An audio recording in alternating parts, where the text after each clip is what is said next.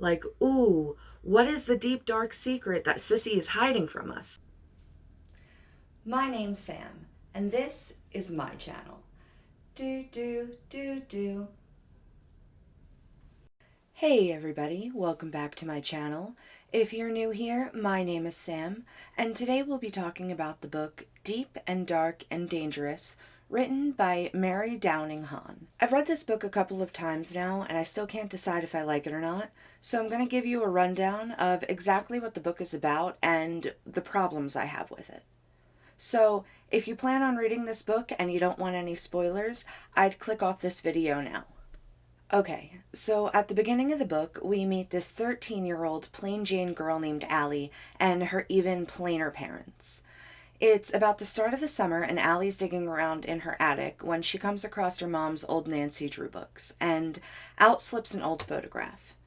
In the photograph is her mom, her Aunt Dulcie, which is her mom's sister, and a third girl that's been torn out of the picture. Allie asks her mom, but she doesn't want to talk about it, claiming to have bad memories of the lake house. However, here's where Dulcie comes in, asking to drag Claire along to said house. You see, Dulcie is the single parent of a 4-year-old, and also somewhat of a big-time artist in New York City. And she thought that going away to the cabin that she hadn't been to since she was a child would be perfect inspiration for art for her new gallery. And she wanted Allie to come along and babysit her child while she worked. Allie's mom kind of freaks out about this, but eventually she caves and sulks in her room until Allie leaves.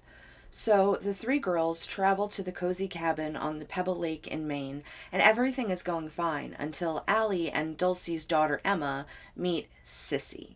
One day, Sissy appears on the beach out of the fog and doesn't leave them alone. Allie thinks that Sissy's just a regular brat, but Emma, being a 4-year-old with no actual friends, takes a liking to Sissy. And the longer that Sissy and Emma are together, the worse Emma's attitude gets and the creepier Sissy becomes, starting to tell them stories of a girl named Teresa who drowned in that lake, and then claiming that their mothers were responsible for her death. Turns out, Sissy was right, and she was Teresa. You see, when Allie's mom Claire and Dulcie were kids, they were friends with Sissy, aka Teresa. And Dulcie and Teresa liked to make fun of Claire a lot for being afraid of everything. One day, Teresa decided to steal one of Claire's dolls, and they tried getting Claire to come out onto the lake in a family canoe because she was afraid of the water.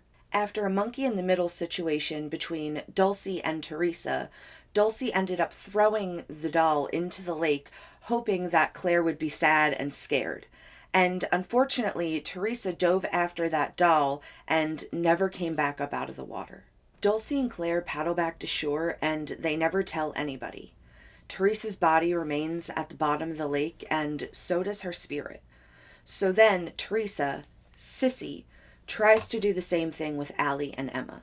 She tries to drown Emma in the lake. However, Allie was a good enough swimmer to be able to pull themselves back to shore. Allie then goes to confront Dulcie about what she did. Eventually, Dulcie is convinced that the only way to put Teresa's spirit to rest is to confess to the police and eventually the newspaper about what she had done.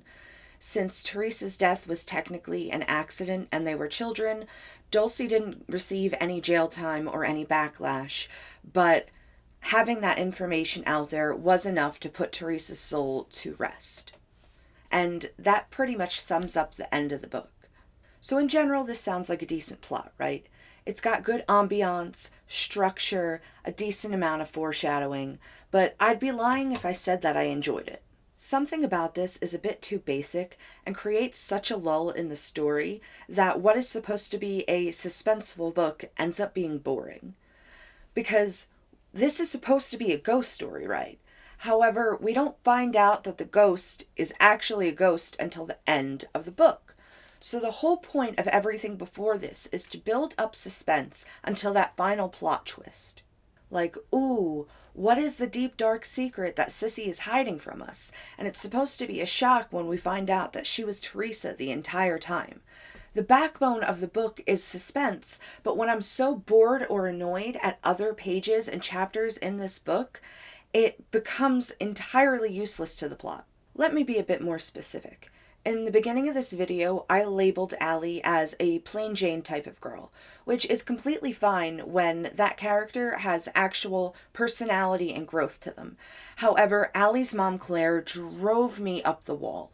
We can argue whether Allie is a good example of a plain Jane character or not, but her mother was so passive aggressive in every scene that she was in that if this woman were in real life, I would label her a Karen. And then we have Emma and her progressively bratty attitude.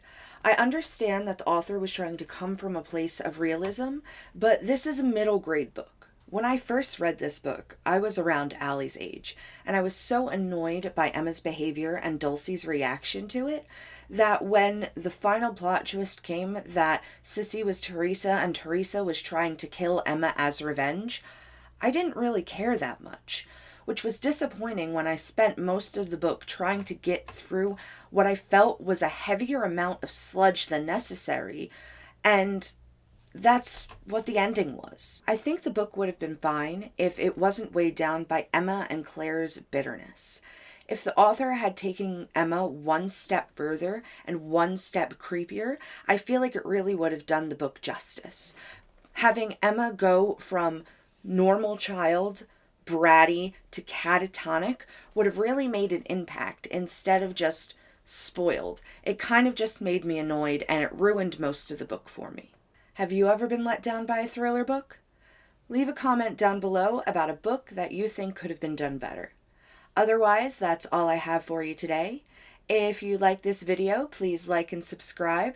Check out my other social medias down below, and join me next week for more shenanigans.